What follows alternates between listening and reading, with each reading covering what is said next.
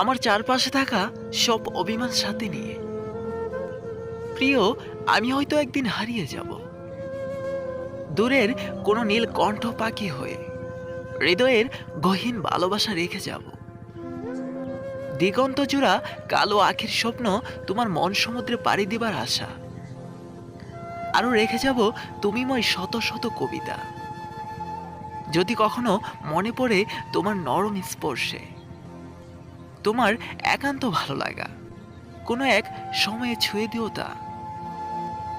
তোমার হাজারো ব্যস্ততার মাঝে রেখে যাব অবুঝ বিরক্তির কিছু স্মৃতিময় ছোঁয়া। তুমি কোনো এক ব্যস্ততার মাঝে জনসমুদ্রের বন্দরে একটু করো মায়া।